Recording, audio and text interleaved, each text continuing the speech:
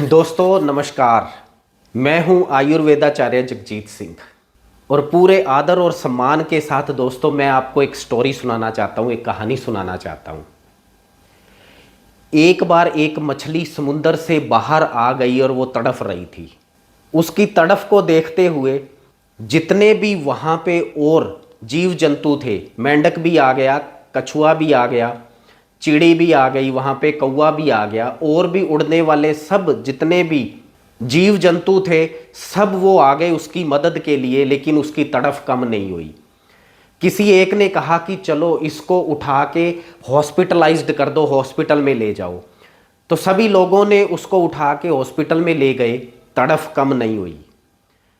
तो वहाँ पे एक बुद्धिजीवी इंसान था, उसने ये कहा कि डायरेक्शन गलत है, इस तरफ नहीं लेके आओ, इसको वापस समुंदर में छोड़ दो, इसकी सारी तड़फ खत्म हो जाएगी।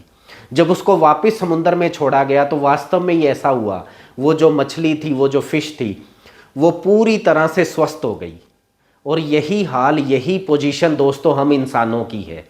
हमारे पास अथाह समुंदर था आयुर्वेद का, हम उस आयुर्वेद को भूल के गलत डायरेक्शन में चले गए, इसीलिए इतनी तड़फ है।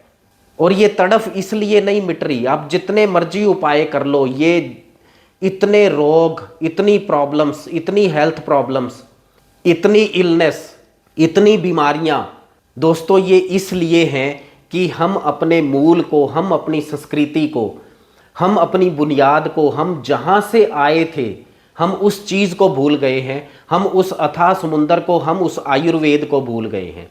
और यदि हमें ये तड़फ ख़त्म करनी है ना दोस्तों, तो हमें वापस उसी समुंदर में लौटना होगा। There is no second option available for us.